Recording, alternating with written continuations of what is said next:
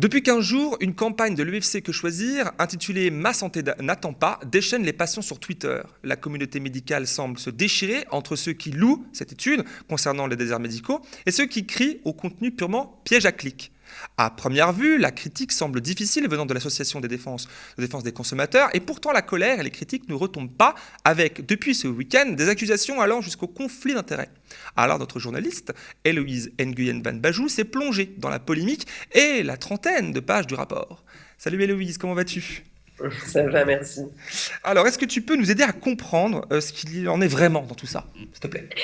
Oui, alors en effet, cette étude, son constat semble à première vue incontestable. On parle de fracture numérique, de difficulté d'accès aux soins. Le problème, c'est que quand on se penche dessus, dès la lecture de l'introduction, apparaissent des problèmes. Alors, je cite une première phrase. Si les déserts médicaux sont moins importants pour les généralistes, environ 2,6% de la population. Et là, moi, j'ai pas pu m'empêcher de tiquer. Les chiffres de l'assurance maladie mettent en avant que 1 Français sur 10 n'a pas de médecin traitant. Les déserts médicaux concernent 87% des Français, selon l'aveu même de la secrétaire d'État en charge de l'organisation territoriale des professionnels, Agnès Firmin-Lebaudot. Alors, cette étude, son problème principal, c'est qu'elle est centrée sur les médecins et l'accessibilité temporelle, ce qui est déjà en soi un parti pris assez problématique.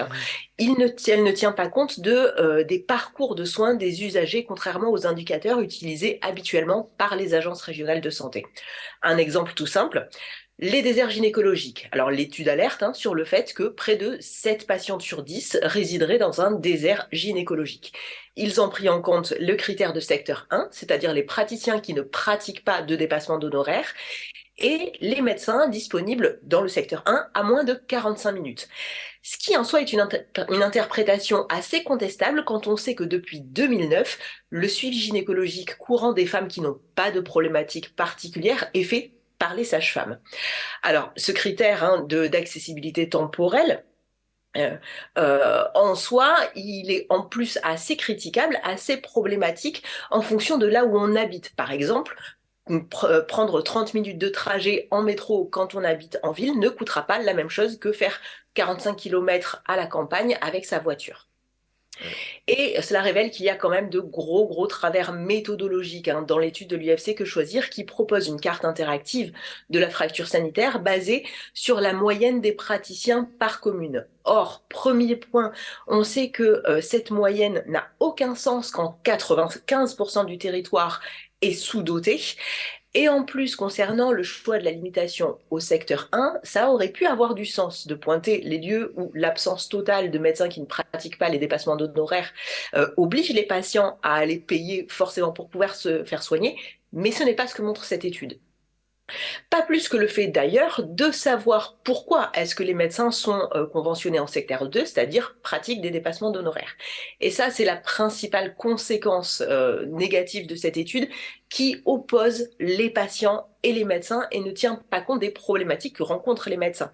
Que ce soit l'absence de revalorisation de leurs tarifs depuis des décennies. Si je prends l'exemple, par exemple, d'un électrocardiogramme, son tarif n'a pas été revalorisé depuis plus de 30 ans, ou de l'ablation d'un mélanome, vous savez, les grains de beauté problématiques, dont le tarif n'a pas été réévalué depuis 17 ans. Je peux prendre aussi la question de l'augmentation du prix du matériel, avec des matériels de plus en plus techniques qui coûtent de plus en plus cher aux médecins, ou la question de l'effondrement des effectifs médicaux dont on parlait déjà dans les 2 précédentes chroniques, avec juste pour rappel près d'un quart des médecins qui a plus de 60 ans. Et cela pose malheureusement une question qui est de savoir qui doit avoir accès aux médecins traitants et pour quel type de soins. Alors justement, qu'en est-il des solutions avancées par l'UFC Que Choisir ici ? Eh bien, la seule chose que montre cette étude comparativement à la précédente, puisqu'il y en avait déjà eu des précédentes, c'est que les politiques d'incitation financière pour convaincre les médecins de s'installer dans les zones sous-dotées ne fonctionnent pas. Ça, l'étude le montre très bien. Mais les préconisations que l'étude amène ne règlent pas grand-chose, voire au contraire posent des problèmes. Et ça, c'est pas moi qui le dis, c'est les études de l'adresse en santé et de la Caisse nationale d'assurance maladie. Un petit exemple, si le conditionnement de l'installation en zone surdense, entre guillemets, avec des gros guillemets, puisqu'on vient de voir qu'il n'y a pas vraiment de zone surdense, ça semble fonctionner pour les infirmières et les sages-femmes.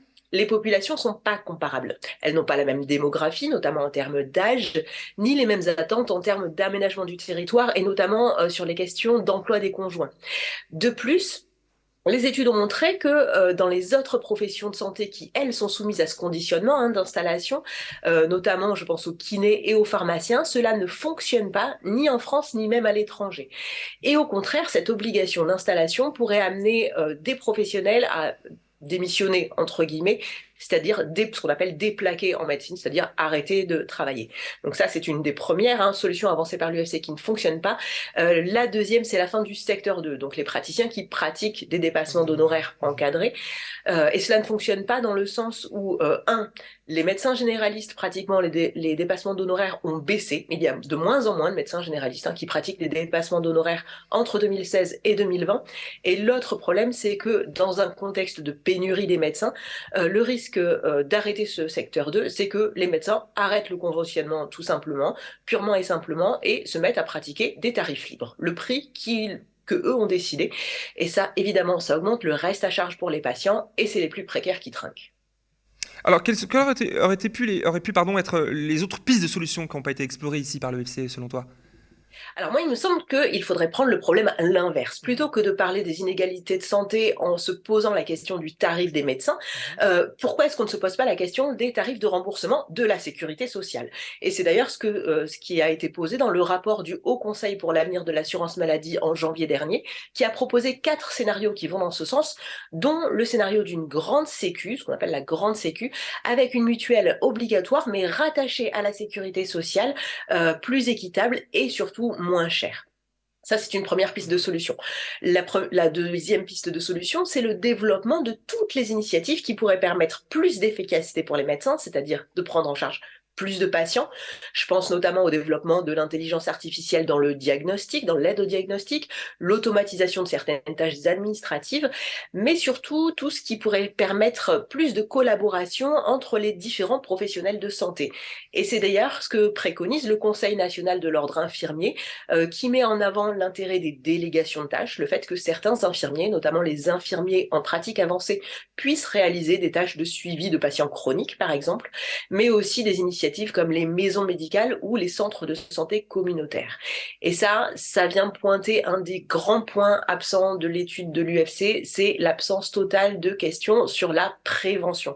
Les questions de l'éducation à la santé de la population générale, notamment, qui vont devenir cruciales quand on sait que les 2/3 des problématiques de santé sont liées à des facteurs qui sont accessibles à la prévention et à l'amélioration de la qualité de vie, notamment la question de l'exposition à des facteurs de risque, qu'ils soient de la pollution, environnementaux, du stress, des conditions de travail, etc. Alors, autre point qui attise notre questionnement, c'est sur Twitter, alors, où circulaient des rumeurs, des suspicions, conflits d'intérêts, notamment sur un des rédacteurs de l'étude qui aurait travaillé pendant 10 ans chez Harmonie Mutuelle. Alors oui, ça, c'est un faux problème, même si les doutes sont extrêmement justifiés, comme je le disais tout à l'heure. L'étude semble pointer avant tout un problème de dépassement d'honoraires. Alors, les dépassements d'honoraires, c'est un marché juteux pour les mutuelles, on le sait. Cependant, l'UFC Que Choisir mène des études sur ce thème depuis au moins 2012, et entre l'étude qui vient de paraître et les précédentes, il n'y a pas de grand changement dans l'angle d'analyse, ni même dans les conclusions. Ce que ça traduit surtout un traitement du sujet qui est purement comptable, déconnecté de la question des pratiques des patients et des réalités de terrain des professionnels. On ne consulte pas un médecin, on ne consomme pas des consultations médicales comme on consomme n'importe quel autre objet de santé. Alors pour une étude qui prétendait se mettre, je cite, concrètement dans la situation des usagers, c'est quand même bien loupé, et ça montre surtout que la santé n'est pas une marchandise, comme les autres diront certains. C'est vrai. Merci à toi, Héloïse, pour ton éclairage sur une situation qui finalement impacte toute notre société, moi, toi et tout le monde. Merci à toi et bonne soirée. Rendez-vous sur soutenez-avec-un-z.lemediatv.fr pour participer à notre grande cagnotte de fin d'année. Plus de 55 000 € ont déjà été récoltés sur les 200 000 nécessaires pour boucler l'année et surtout booster notre projet ambitieux, faire du média une véritable chaîne de télé à la télé. Aller bousculer le ronron médiatique capitaliste, c'est possible, mais ça ne le sera uniquement qu'avec votre soutien, notamment financier. Merci à toutes et à tous pour tout cela et bonne soirée.